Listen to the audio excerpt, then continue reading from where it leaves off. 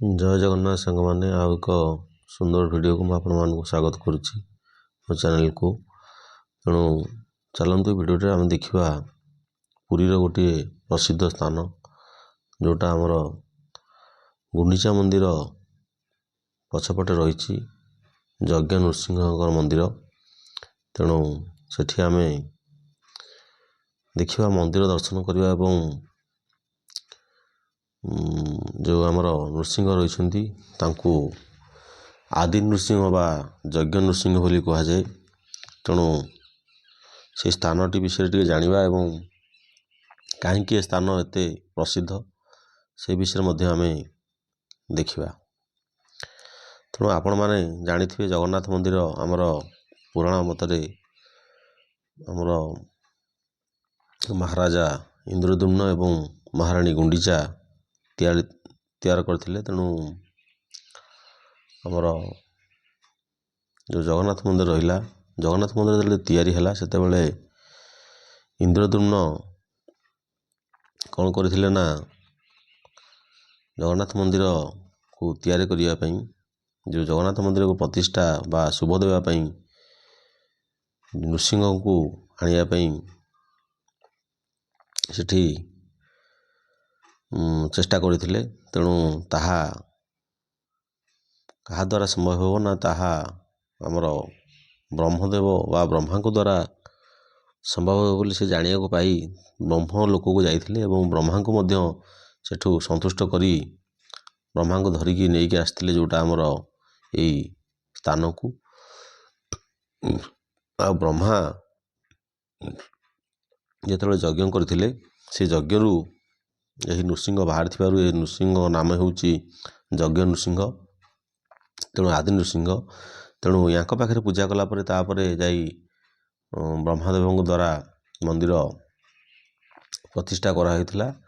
ଆଉ ଜଗନ୍ନାଥ ମନ୍ଦିରକୁ ଶୁଭ ଦେଇଥିଲେ ମଧ୍ୟ ସେଇ ବ୍ରହ୍ମଦେବ ବୋଲି ପୁରାଣ ମତରେ ଯାହା ବିଶ୍ୱାସ କରାଯାଏ, ଯାହା ଲେଖା ଅଛି। ତେଣୁ ଇଏ ସେଇ ମନ୍ଦିର ଯେଉଁଟା ଆମର ଗୁଣ୍ଡିଚା ମନ୍ଦିର ପଛପଟେ ଅଛି, ଯଜ୍ଞ ନୃସିଂହ ବା ଆଦି ନୃସିଂହ। ତେଣୁ ଇଏ ନୃସିଂହ ଏଠି ବିରାଜମାନ କରିଛନ୍ତି କେଉଁ ଆଦିମ କାଳରୁ। ତେଣୁ କୁହାଯାଏ ଜଗନ୍ନାଥ ମନ୍ଦିର ନିର୍ମାଣ ପୂର୍ବରୁ ଏଇ ସ୍ଥାନଟି ଅଛି ଏବଂ ଇଏ ସେଇ ସମୟରୁ ଇଏ ପୂଜା ପାଇ ଆସୁଛନ୍ତି ପ୍ରଭୁ ନୃସିଂହ। ତେଣୁ ଇଏ ସେଇ ଗୋଟିଏ ପବିତ୍ର ସ୍ଥାନ। ଯଦି ଆପଣମାନେ ପୁରୀ ଜଗନ୍ନାଥ ମନ୍ଦିର ଆସୁଛନ୍ତି, ତେଣୁ ଏ ସ୍ଥାନଟିକୁ ନିହାତି ଥରେ ଆସିବେ, ଦେଖିପାରୁଥିବେ କେତେ ସୁନ୍ଦର ଭାବରେ ମନ୍ଦିରଟି ସଜା ହୋଇଛି। ଆଉ ମନ୍ଦିରର ପରିବେଶ କେତେ କୋଳାହଳପୂର୍ଣ୍ଣ ଅଛି, ଆଉ କେତେ ଲୋକଙ୍କର ମଧ୍ୟ ଏଠି ସମାଗମ ହୋଇଥାଏ। ଆଉ ବହୁତର ପର୍ଯ୍ୟଟକ ଏଠି ଆସିଥାନ୍ତି। ତେଣୁ ମନ୍ଦିରର ଯେଉଁ ଆମର ବାମ ପାର୍ଶ୍ୱରେ ମହାଦେବଙ୍କର ମନ୍ଦିର ଅଛି, ଆଉ ଯେଉଁ ଦକ୍ଷିଣ ପାର୍ଶ୍ୱ ବା ଡାହାଣ ପାର୍ଶ୍ୱରେ କ'ଣ ଅଛି ନା, ସଙ୍କଟମୋଚନ ହନୁମାନଙ୍କର ମନ୍ଦିର ଅଛି। ଏବଂ ମନ୍ଦିର ଭିତରେ ବିଭିନ୍ନ ପ୍ରକାର କାର୍ଯ୍ୟକ୍ରମ ଯଥା ବିବାହ, ବ୍ରତ ଆଦି ମାଙ୍ଗଳିକ କାର୍ଯ୍ୟ ଏଠି ସମାପନ କରାଯାଏ, ଯେଉଁଟା ମନ୍ଦିର ପାଖରେ। ଆଉ ଏଠି ମଧ୍ୟ ବଡ଼ ବଡ଼ ଭୋଜି ଭାତର ଆୟୋଜନ କରାଯାଏ, ଯେଉଁଟା ଆପଣ ଚାହିଁଲେ ମଧ୍ୟ ଏଠି ପ୍ରସାଦ ଖାଇପାରିବେ। ତା ସହିତ ଆପଣ ଯଦି ଏଠି ବ୍ରତଘର, ବାହାଘର କିମ୍ବା ବିଭିନ୍ନ ମାଙ୍ଗଳିକ କାର୍ଯ୍ୟ ଯଦି ଅଛି ନିର୍ବନ୍ଧ, ସେଗୁଡ଼ାକ ମଧ୍ୟ ଆପଣମାନେ ଏଠି କରିପାରିବେ। ତା ସହିତ ଆପଣ ନିହାତି ନୃସିଂହକୁ ଦର୍ଶନ କରି ନିଜର ଯେଉଁ ପୁଣ୍ୟ ଅର୍ଜନ କରିପାରିବେ। କାହିଁକିନା ନୃସିଂହ ହେଉଛନ୍ତି ଜଗନ୍ନାଥଙ୍କର ଅବତାର। ଯେଉଁ ଆମର ପ୍ରଭୁ ଜଗନ୍ନାଥଙ୍କର ଯେଉଁ 10 ଅବତାର ଅଛି, ସେଥିମଧ୍ୟରୁ ଗୋଟିଏ ଅବତାର ହେଉଛି ନୃସିଂହ ଅବତାର।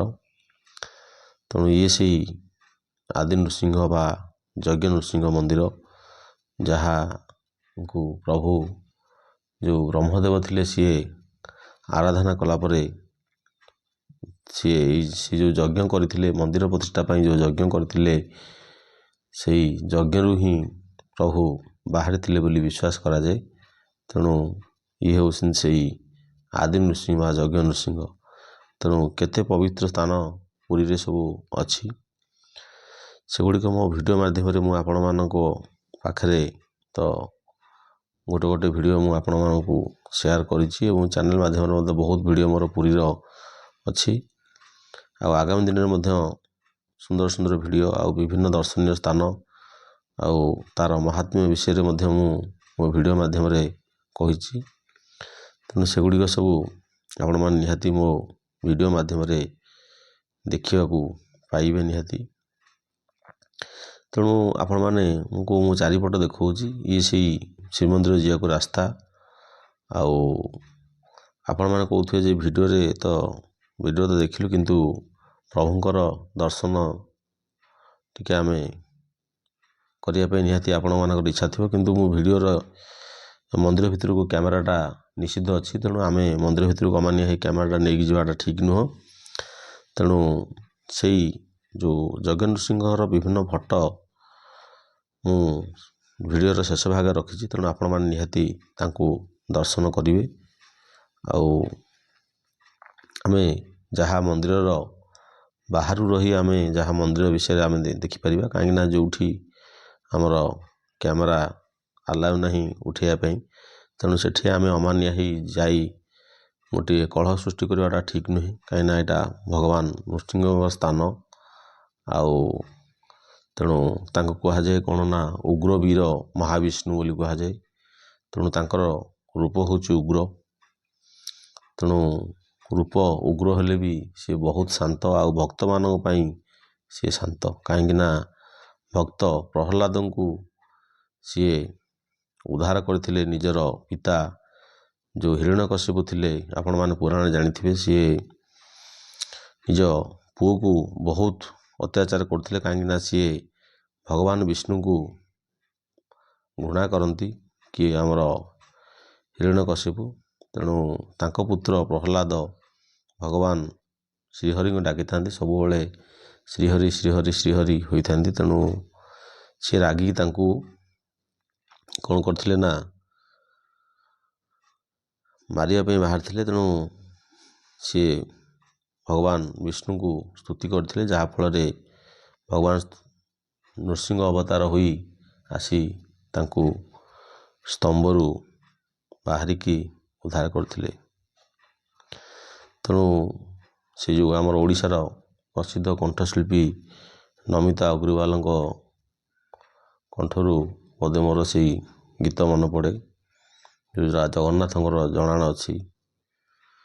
ସ୍ତମ୍ଭରୁ ବାହାରି ଆପେ ପୂର୍ବେ ନରସିଂହ ରୂପେ ହିରଣ୍ୟକଶ୍ୟପୁ କରିଥିଲ ନିଧନ, ସେହି ପ୍ରଭୁ ନୁହଁ କି ତୁମେ? ଦୁଃଖୀ ଜଣାଇଲେ ଦୁଃଖ ନ ଶୁଣ ଏବେ, ସେହି ପ୍ରଭୁ ନୁହଁ କି ତୁମେ? ଦୁଃଖୀ ଜଣାଇଲେ ଦୁଃଖ ନ ଶୁଣ ଏବେ। ତେଣୁ ଏପରି ଭାବରେ ସେ ଗୀତଟି ରହିଥିଲା, ଯେଉଁଟା ନିଶ୍ଚିତ ଆମର ଉଗ୍ରବୀର ମହାବିଷ୍ଣୁ ନୃସିଂହ ହେଲେ ମଧ୍ୟ ସିଏ ଭକ୍ତମାନଙ୍କ ପାଇଁ ବହୁତ ଶାନ୍ତ। ଆଉ ଭକ୍ତମାନଙ୍କର ଇଚ୍ଛା ବା ମାନବାଞ୍ଛାକୁ ସିଏ ତତ୍କ୍ଷଣାତ୍ ପୂର୍ଣ୍ଣ କରିଥାନ୍ତି। ତେଣୁ ଇଏ ସେଇ ମହାଦେବଙ୍କ ମନ୍ଦିର ମୁଁ ଯେଉଁଟା ଦେଖାଉଥିଲି, ପ୍ରଭୁଙ୍କର ଟିକେ ଦର୍ଶନ ନିହାତି କରିବା। ଆଉ ନୃସିଂହକୁ ଆମେ ଯେକୌଣସି ଭୟ ନିବାରଣ ପାଇଁ, ସେ ଶତ୍ରୁ ଭୟ ହେଉ ବା ରାଜ ଭୟ ହେଉ ବା ଯେକୌଣସି ଭୟ ହେଉ, ଆମେ ସେଇ ଭୟକୁ ଦୂର କରିବା ପାଇଁ ଆମେ ନୃସିଂହଙ୍କୁ ଡାକିପାରିବା। କାହିଁକିନା ନୃସିଂହ ଡାକିଲେ ଆମ ପାଖକୁ କୌଣସି ଯେଉଁ ସ୍ପିରିଟ୍ ଶକ୍ତି ବା ଭୂତପ୍ରେତଙ୍କର ଦୃଷ୍ଟି ଆମ ଉପରେ ପଡ଼ିନଥାଏ, ଆଉ ସେସବୁ ଘରୁ ଦୂର ହୋଇଥାଏ। ଆଉ ଇଏ ସେଇ ମନ୍ଦିରର ଯେଉଁ ଚତୁଃପାର୍ଶ୍ୱ ମୁଁ ଆପଣମାନଙ୍କୁ ଯାହା ଭିଡ଼ିଓ ମାଧ୍ୟମରେ ଦେଖାଉଛି, ଆଉ କେତେ ସୁନ୍ଦର ଭାବରେ ଆଉ କେତେ ପୁରାତନ ମନ୍ଦିର ଇଏ ଆପଣମାନେ ଭିଡ଼ିଓରେ ଦେଖିକି ନିହାତି ଜାଣିପାରୁଥିବେ ଯେ ପ୍ରକୃତରେ ଏ ମନ୍ଦିରର ମହାତ୍ମ୍ୟ କେତେ। ତେଣୁ ପ୍ରାୟତଃ ଜଗନ୍ନାଥ ମନ୍ଦିର ଆସୁଛନ୍ତି, ଆଉ ସମୁଦ୍ର ଆସୁଛନ୍ତି ଆଉ ଗୁଣ୍ଡିଚା ମନ୍ଦିର ଆପଣ ମଧ୍ୟ ବୁଲିଥିବେ, ଶ୍ରଦ୍ଧାବାଲି ବୁଲିଥିବେ। ତେଣୁ ଇଏ ସେଇ ପାଖରେ ଅଛି। ତେଣୁ ଆପଣମାନେ ଯଦି ଆସୁଛନ୍ତି ନିହାତି ଏ ସ୍ଥାନଟିକୁ ଆସନ୍ତୁ ଆଉ ଦେଖନ୍ତୁ, ଆଉ ତାପରେ ଭଗବାନଙ୍କୁ ନିହାତି ପ୍ରାର୍ଥନା କରନ୍ତୁ। ଆଉ ଯାହାଫଳରେ କ'ଣ ହେବ ନା ଆପଣଙ୍କର ନିହାତି ମଙ୍ଗଳ ହେବ ଏବଂ ଯାହା ଇଚ୍ଛା ବା ମନୋବାଞ୍ଛା ଥିବ ନିଶ୍ଚିତ ଭଗବାନ ନରସିଂହ ତାହା ପୂରଣ କରିବେ। ତେଣୁ ଲକ୍ଷ୍ମୀ ନୃସିଂହକୁ ଡକାଯାଏ। ଲକ୍ଷ୍ମୀ ନୃସିଂହକୁ ଡାକିଲେ ସମସ୍ତ ବାଧା ହରଣ ହୋଇଥାଏ ବୋଲି ବିଶ୍ୱାସ କରାଯାଏ। ଆଉ ଇଏ ସେହି ମନ୍ଦିରର ପ୍ରାଙ୍ଗଣର ଦୃଶ୍ୟ। ଆଉ ଏଠି ମଧ୍ୟ ଦୀପ ସବୁ ଲାଗିଛି। ଆଉ ଏଠି ବିଭିନ୍ନ ପ୍ରକାର ମନ୍ଦିର ଆଉ ବିଭିନ୍ନ ପ୍ରକାର ଦେବାଦେବୀଙ୍କର ଏଠି ସବୁ ଆସ୍ଥାନ ହୋଇଛି। ଏଠି ପତିତପାବନ ଦେବଙ୍କର ସୁନ୍ଦର ମୂର୍ତ୍ତିମାନ ଅଛି ଏବଂ କାନ୍ଥମାନଙ୍କରେ ଆମର ମହାଲକ୍ଷ୍ମୀ ଅଷ୍ଟକମ୍, ନୃସିଂହ ଅଷ୍ଟକମ୍ ଆଉ ହନୁମାନ ଚାଳିଶା ମଧ୍ୟ ଲିପିବଦ୍ଧ ହୋଇଛି। ସେଗୁଡ଼ିକ ମଧ୍ୟ ଆପଣମାନେ ଯଦି ପଢ଼ିବାକୁ ଚାହିଁବେ ପଢ଼ିକି ଆପଣ ଭଗବାନଙ୍କୁ ସେହିସବୁ ପ୍ରାର୍ଥନା ନିହାତି କରିପାରିବେ। ଯେଉଁଟା ଦେଖନ୍ତୁ ସେଇ ଶ୍ରୀ ମହାଲକ୍ଷ୍ମୀ ଅଷ୍ଟକମ୍ ଆଉ ନୃସିଂହାଷ୍ଟକମ୍, ଶ୍ରୀ ସଙ୍କଟମୋଚନ ହନୁମାନ ଚାଳିଶା ଏଠି ମଧ୍ୟ ଲେଖା ହେଉଛି। ତେଣୁ ଏଠି ଆପଣ ଆସି ନିଜେ ପ୍ରାର୍ଥନା କରିପାରିବେ। ତା ସହିତ ପ୍ରଭୁଙ୍କୁ ନିହାତି ଦର୍ଶନ କରିପାରିବେ। ପ୍ରଭୁଙ୍କର ମୂର୍ତ୍ତି ଅତି ସୁନ୍ଦର ଏବଂ ମନଲୋଭା।